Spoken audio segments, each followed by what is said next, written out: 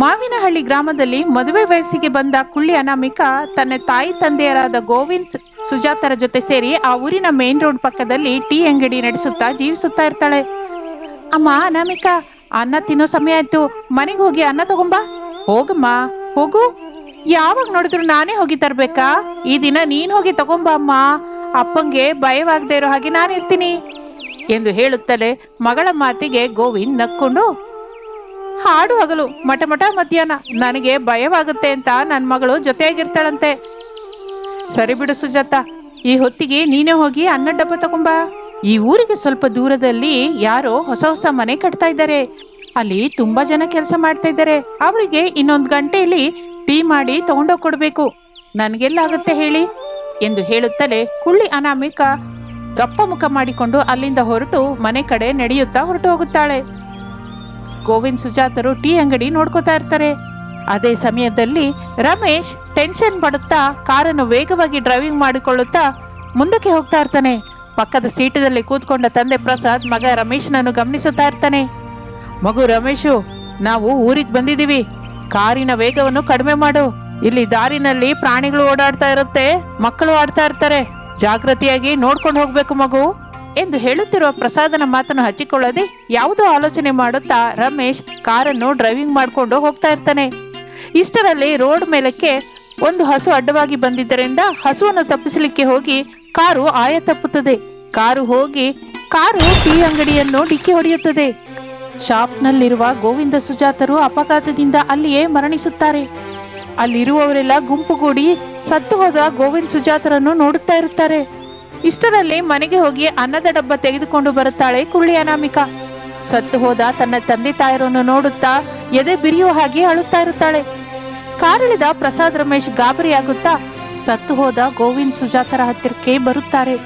ಅಳುತ್ತಿರುವ ಅನಾಮಿಕಳನ್ನು ನೋಡುತ್ತಾರೆ. ಪಾಪ, ಅವರಿಬ್ಬರಿಗೂ ಅನಾಮಿಕಳನ್ನು ನೋಡಿ ಪಾಪವೆನಿಸುತ್ತದೆ. ಅಲ್ಲಿ ಇರುವವರೆಲ್ಲರೂ ಪ್ರಸಾದ್ ರಮೇಶ್ರನ್ನು ಹಿಡಿದು ಕಟ್ಟಿ ಹಾಕುತ್ತಾರೆ. ಹೊಡೆಯಬೇಕು ಅಂತ ಬರ್ತಾ ಇರ್ತಾರೆ. ಆಗ ಅವರನ್ನು ಉದ್ದೇಶಿಸಿ, ಯಾರು ಆವೇಶ ಪಡಬೇಡಿ, ನಾವು ಎಲ್ಲಿಗೂ ಹೋಗೋದಿಲ್ಲ, ಇಲ್ಲೇ ಇರ್ತೀವಿ. ನಮ್ಮನ್ನು ಹೊಡೆದ ಮಾತ್ರಕ್ಕೆ ಸತ್ತು ಹೋದವರು ಬದುಕಿ ಬರ್ತಾರಾ? ಮೊದಲು ನಡೆಯಬೇಕಾದ ಕೆಲಸವನ್ನು ನೋಡಿ.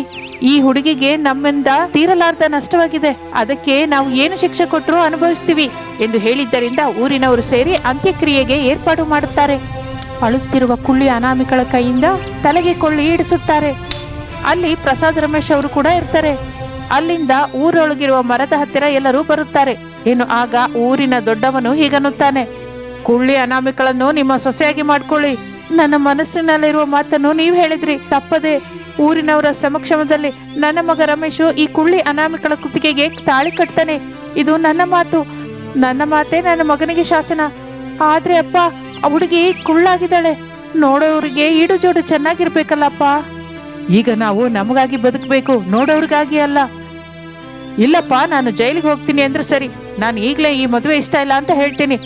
ಅವರು ಅವ್ರ ಕೆಲಸ ಮಾಡ್ಕೋತಾರೆ, ನಮಗೆ ಬಹಳ ನಷ್ಟವಾಗುತ್ತೆ.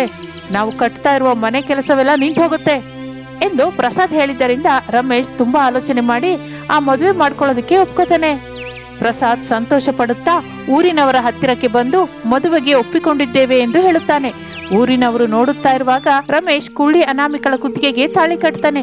ಎಲ್ಲರೂ ಸಂತೋಷ ಪಡುತ್ತಾರೆ. ರಮೇಶ್ ಪ್ರಸಾದರು ಕುಳ್ಳಿ ಅನಾಮಿಕಳನ್ನು ಕರೆದುಕೊಂಡು ಮನೆಗೆ ಬರುತ್ತಾರೆ. ಮನೆಯಲ್ಲಿ ಸೋಫಾದಲ್ಲಿ ಕೂತ್ಕೊಂಡು ಟಿವಿ ನೋಡುತ್ತಿರುವ ಶಾರದಾ, ಮಗಳು ಶೀತಲ್, ರಮೇಶ್ ಮದುವೆ ಮಾಡಿಕೊಂಡ ಕುಳ್ಳಿ ಅನಾಮಿಕಳನ್ನು ನೋಡಿ ವ್ಯಂಗ್ಯವಾಗಿ ನಗುತ್ತಾರೆ. ಏನೋ ಮಗನೇ, ನಿನಗೆ ಕುಳ್ಳಿ ಹುಡುಗಿ ಬಿಟ್ಟು ಬೇರೆ ಯಾರು ಹುಡುಗಿ ಕಾಣಿಸ್ಲಿಲ್ವಾ? ಶಾರದಾ, ನಡೆದಿದ್ದು ತಿಳಿದುಕೊಳ್ಳದೆ ಮಾತಾಡಬೇಡ ಎಂದು ಅಲ್ಲಿ ನಡೆದಿದ್ದೆಲ್ಲವನ್ನು ಹೇಳುತ್ತಾನೆ.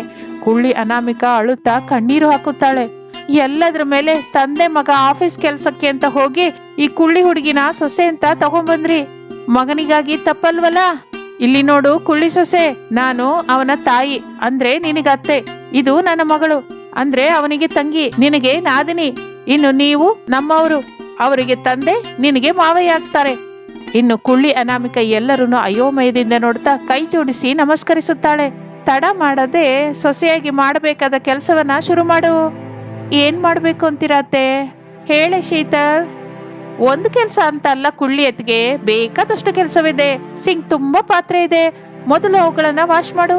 ಆ ನಂತರ ಟೆರೆಸ್ ಮೇಲೆ ಬಟ್ಟೆ ಇದೆ, ಅವನ್ನ ತಗೊಂಡ್ ಬಂದು ಫೋಲ್ಡ್ ಮಾಡಿ ಚೆನ್ನಾಗಿ ಬೀರೋಲಿಡು. ಆ ನಂತರ ನನ್ನ ರೂಮಿಗೆ ಬಂದು ನನ್ನ ಕಾಲೊತ್ತು. ಸರಿ ಅತ್ತೆ. ತಾಯಿ ಮಗಳಿಬ್ಬರು ಸ್ವಲ್ಪ ನಿಲ್ಲಿಸ್ತೀರಾ? ಸೊಸೆ ಈಗಲೇ ಬಂದಿದ್ದಾಳೆ, ತಿನ್ನೋದಕ್ಕೆ ಮೊದಲು ಏನಾದರೂ ಹಾಕಿ ಎಂದು ಹೇಳುತ್ತಲೇ ಶೀತಲ್ ದುರಾಲೋಚನೆ ಮಾಡಿ ತಾಯಿ ಕಿವಿ ಹತ್ರ ಗುಸುಗುಸು ಹೇಳುತ್ತಾ ಪಕ್ಕ ನಗುತ್ತಾಳೆ.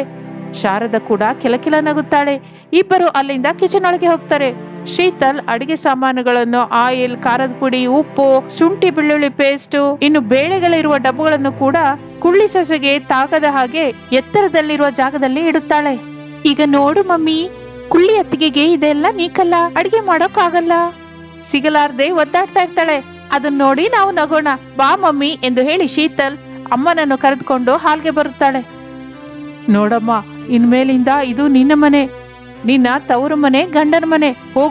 ಹೋಗಿ ನಿನಗೆ ಬೇಕಾದಷ್ಟು ಮಾಡಿಕೊಂಡು ತಿನ್ನು ಹೋಗು. ಹೋಗು ಕುಳ್ಳಿ ಸೊಸೆ, ಹೋಗು, ನಿನಗಿಷ್ಟವಾದ ಅಡಿಗೆ ಮಾಡ್ಕೊಂಡು ತಿನ್ನು. ಹಾಗೆ ಅತ್ತೆ ಎಂದು ಹೇಳಿ ಕುಳ್ಳಿ ಅನಾಮಿಕಾ ಕಿಚನ್ ಒಳಗೆ ಬರ್ತಾಳೆ. ಸೆಲ್ಫನ್ನು ನೋಡ್ತಾಳೆ. ಅಡಿಗೆ ಸಾಮಾನುಗಳೇನು ಸಿಗಲಾರದು. ಅದರಿಂದ ತುಂಬಾ ಆಲೋಚನೆ ಮಾಡಿದ ಕುಳ್ಳಿ ಅನಾಮಿಕಾ ಆ ರೂಮಿನಲ್ಲಿ ಒಂದು ಮೂಲೆಯಲ್ಲಿರುವ ಮರದ ಸ್ಟೂಲನ್ನು ನೋಡಿ ಸೆಲ್ಫ್ ಹತ್ತಿರ ಹಾಕೋತಾಳೆ. ಸ್ಟೂಲ್ ಮೇಲೆ ನಿಂತ್ಕೊಂಡು ಅವುಗಳನ್ನು ತೆಗೆದುಕೊಳ್ಳುತ್ತಾ ಇರುವಾಗ ಶಾರದಾ ಶೀತಲ್ ಇಬ್ಬರು ಅಲ್ಲಿಗೆ ಬರ್ತಾರೆ.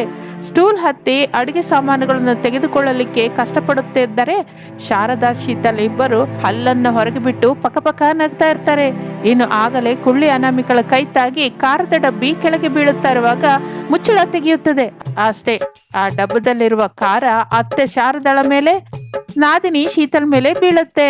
ಅಷ್ಟೇ, ತಾಯಿ ಮಗಳು ಇಬ್ಬರು ಖಾರ ಅನ್ನುತ್ತಾ ಅರಚುತ್ತಾ ಅಲ್ಲಿಂದ ಓಡುತ್ತಾರೆ. ಅದನ್ನ ನೋಡಿ ಕುಳ್ಳಿ ಅನಾಮಿಕಾ ನಗುತ್ತಾಳೆ. ಹಾಗೆ ಆ ದಿನದಿಂದ ಕುಳ್ಳಿ ಅನಾಮಿಕಳ ಜೀವನ ಕುಳ್ಳಿ ಸೊಸೆಯಾಗಿ ಶುರುವಾಗುತ್ತದೆ. ಸಂತೋಷದಿಂದ, ಪ್ರೇಮದಿಂದ ಎಲ್ಲರನ್ನು ಚೆನ್ನಾಗಿ ನೋಡಿಕೊಳ್ಳುತ್ತಾ ಸಂತೋಷವಾಗಿ ತನ್ನ ಗಂಡನ ಜೊತೆ ಸಂಸಾರ ಮಾಡ್ಕೊತಾ ಇರ್ತಾಳೆ.